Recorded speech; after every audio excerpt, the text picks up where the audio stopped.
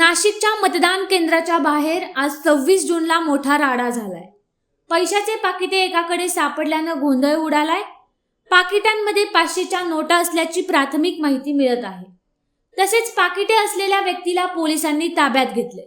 विधान परिषदेच्या नाशिक शिक्षक मतदारसंघासाठी आज मतदान झालं, मात्र मतदान केंद्राच्या बाहेर पैशाचे पाकिट एकाकडे सापडल्यानं एकच खळबळ उडाली।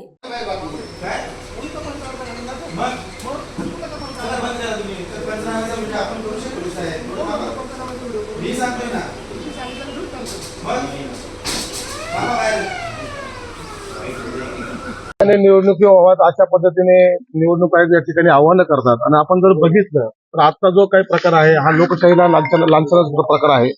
आणि शिक्षक मतदार आहेत, शिक्षक विभागाची ही निवडणूक आहे। आणि असं असताना सुद्धा आज ज्या पद्धतीचं प्रत्येक ठिकाणी शिक्षक मतदारसंघामध्ये या ठिकाणी पैसे वाटले जातात हे लांछनास्पद आहे। शिवसेनेच्या माध्यमातून या ठिकाणी आम्ही सर्व गोष्टी ह्या पोलीस अधिकाऱ्यांच्या समोर व्हिडिओ क्लिप त्याच्या आहेत आणि अक्षरशः त्या ठिकाणी शिवसैनिकांनी रंगे हात त्या ठिकाणी या गोष्टी पकडून पोलिसांच्या स्वाधीन केलेला आहे।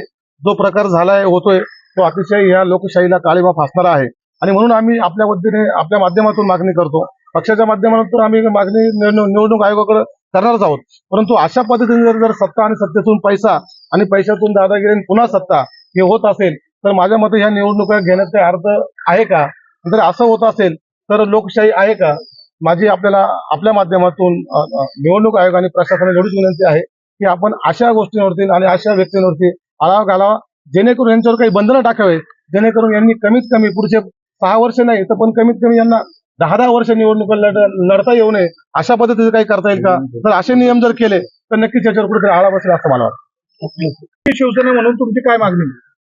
हे निश्चितपणे पक्षाच्या वतीने आम्ही अशी मागणी करतोय की प्रचंड मोठ्या भ्रष्टाचार या इलेक्शनमध्ये झालेला आहे। शिक्षक मतदारसंघाला कलंक आहे। ज्या ठिकाणी येवल्यामध्ये पैसे वाटले जातात, मनमाडमध्ये पैसे पकडले जातात, जळगावला पैसे पकडले जातात आणि ते एकाच उमेदवाराचे पैसे पकडले जातात। धुळ्यामध्ये तोच प्रकार आहे आणि नाशिकमध्ये आम्ही आता पुराव्यासहित आमच्या सगळ्या शिवसैनिकांनी या ठिकाणी ती माणसं पकडलेली आहेत। लेडीज सुद्धा त्याच्यामध्ये सहभागी आहे आणि म्हणून मागच्या वेळेस सुद्धा या निवडणुकीमध्ये मोठा भ्रष्टाचार करून निवडून आलेली मंडळी या ठिकाणी सुद्धा भ्रष्टाचार करूनच पैसे वाटून सुद्धा म्हणजे आता एक शांततेने मतदान चालू असताना या ठिकाणी ते पैसे वाटप झाले आणि त्याची चौकशी नीटपणे या ठिकाणी निश्चितपणे झाली पाहिजे। आणि एकच उमेदवार एवढ्या मोठ्या प्रमाणात पैसे वाटप करतो याचा अर्थ त्यांना विजयाची खात्री नाही आणि म्हणून भ्रष्टाचार करून निवडून यायचं, त्यासाठी त्याची चौकशी होणं अत्यंत महत्वाचं आहे। केंद्राच्या बाहेरच पैसे वाटप केलं जात होतं, त्यावर उमेदवारांच्या संदर्भातलं नाव देखील आहे, त्या प्रकारच्या चिठ्ठ्या लावण्यात आलेल्या आहे। एकूणच या सगळ्या संबंधी वरिष्ठ पातळीवर आपण काय मागणी करत आहात? प्रशासनाकडे काय या सगळ्या संदर्भात पत्रव्यवहार असेल? निवडणूक आयोगाने दुजाभाव न करता याची संपूर्ण चौकशी करावी। पुराव्यासहित तुम्हाला तिथं स्टिकर लागलेले आहे। 3 लेडीज होत्या, 1 जेंट्स होते, हे पैसे वाटत होते। गेल्या 1 तासापासून सगळे मंडळी आमचे शिवसैनिक त्यांच्या पाठीमागे हे करत होते आणि त्यांनी सकाळी पण हा प्रयत्न केला, दुपारी पण निश्चितपणे त्यांना या ठिकाणी पकडलं गेलं।